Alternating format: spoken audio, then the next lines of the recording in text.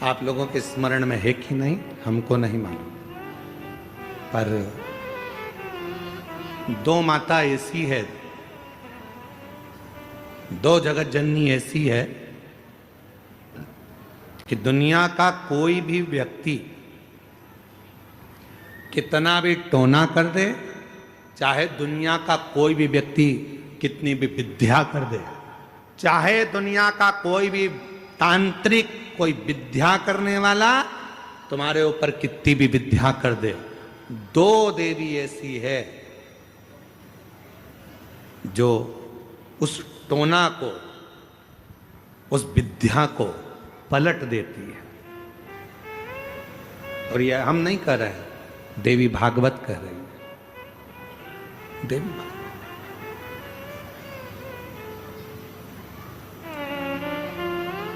काली पुराण में भी इसका वर्णन आता है, देवी भागवत में भी इसका वर्णन आता है। दो देवी ऐसी हैं जो कोई अपने ऊपर अगर विद्या कर रहा है और वो दो देवी का स्मरण कर लिया जाए, उन दो देवी का नाम लेकर मात्र शंकर के शिवलिंग के सामने जो अशोक सुंदरी वाली जगह होती है, वहां पर अगर इन दो देवियों का नाम लेकर अगर जल चढ़ा दिया जाए तो किसी ने अगर विद्या करी भी होती है तो पलट जाती है। कोई कितना भी बड़ा तुम्हारे लिए तंत्र मंत्र कर रहा हो, वो तुरंत पलट जाता है, एक क्षण नहीं लगता और उनका नाम लेने से ही पलट जाता है। दो देवी, एक प्रत्यगिरा माता, एक है प्रत्यगिरी माता और दूसरी है दंतेश्वरी माता, जिसका काली पुराण में विशेष वर्णन लिखा।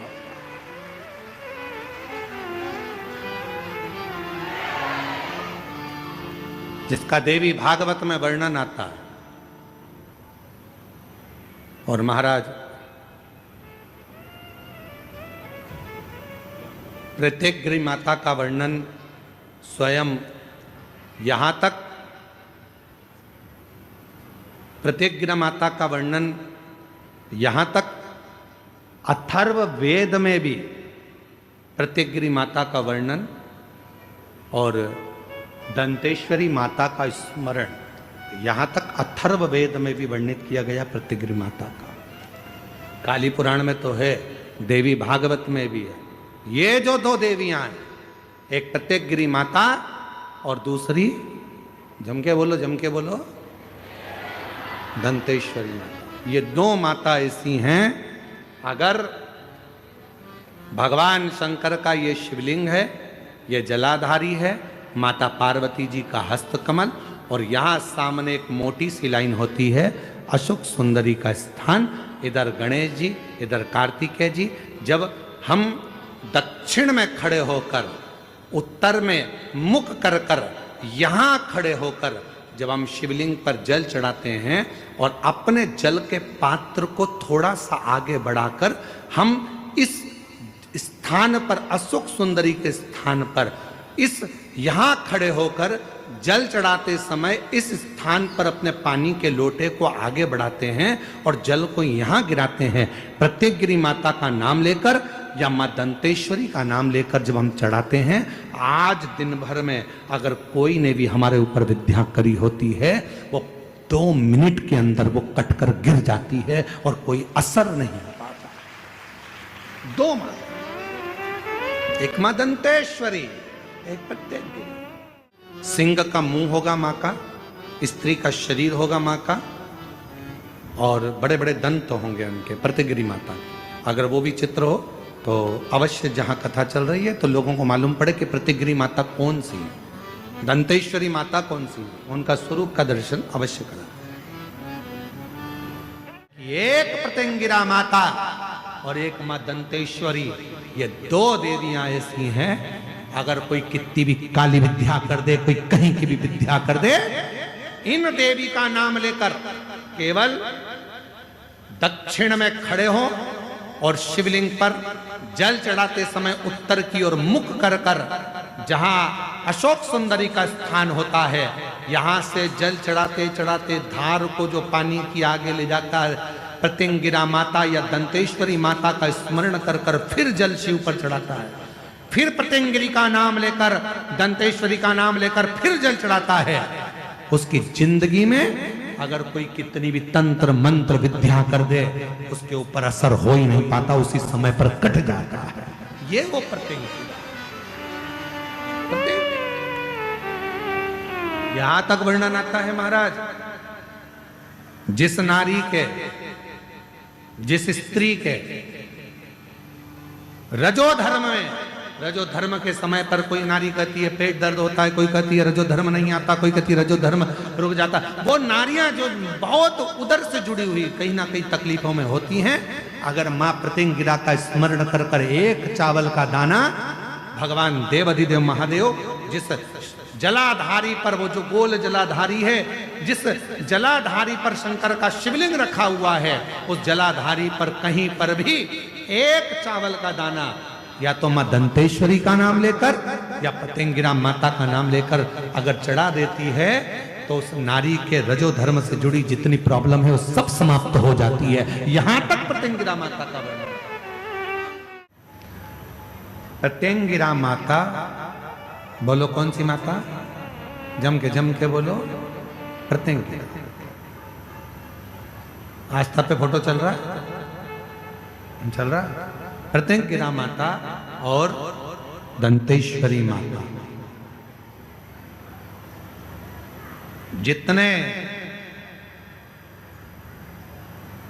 सामने से रहकर यदि कोई तकलीफें हमको भेजता है या सामने से रहकर कोई तकलीफें आती हैं, ये दोनों देवी उसको काट देती।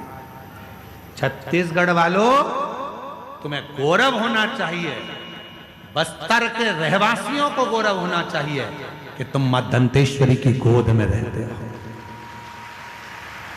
मां दंतेश्वरी की गोद,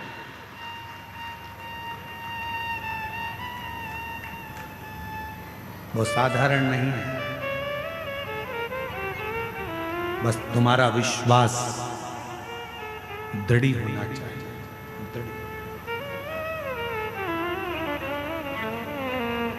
और निवेदन करूं आप सभी को, बोलूं मैं इस व्यासपीठ से वर्णन करूं, आप सबको निवेदन करूं कि यहां तक यदि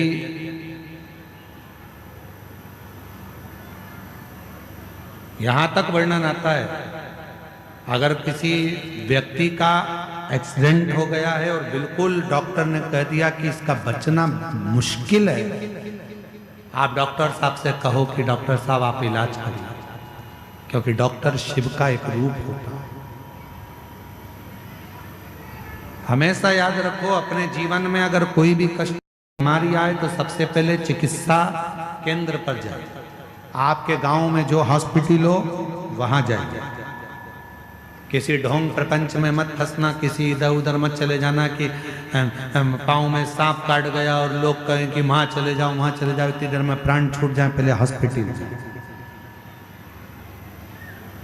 कोई बीमारी आ गई, यहां वहां ना जाकर सबसे पहले हॉस्पिटल जाए, अस्पताल। क्यों? शिव पुराण कहती है कि हॉस्पिटल में जो डॉक्टर का एक रूप होता है वो शंकर का एक स्वरूप होता है। आप उसको शिव मानकर जब कहोगे कि इसको रोग आ गया, बीमारी आ गई, इलाज करिए। जांच का बोले जांच करिए, दवाई का बोले दवाई का, पर साथ में भगवान शंकर के ऊपर एक लोटा जल चढ़ाकर वो जल का भी आचमन कराते रहो। जब दवा और दुआ दोनों साथ चलती है तो व्यक्ति जल्दी ठीक हो जाता है और स्वस्थ। दवा और दुआ दोनों साथ चलना चाहिए तो व्यक्ति ठीक होता है। महाराज मान लो कोई एकदम एक्सीडेंट हो गया, डॉक्टर ने जवाब दे दिया कि अब तो मुश्किल है, बहुत मुश्किल, बहुत मुश्किल। तब प्रयास करो, बन सके रात्रि के समय हो चाहे दिन का समय हो, कभी भी शिव जी के मंदिर में जाकर एक हाथ में दूध लेकर, एक हाथ में जल लेकर, मां प्रत्यंगिरा का नाम लेकर, मां दंतेश्वरी का नाम लेकर उस दूध और जल की धार को एक सांस शिव पर चढ़ाना प्रारंभ करो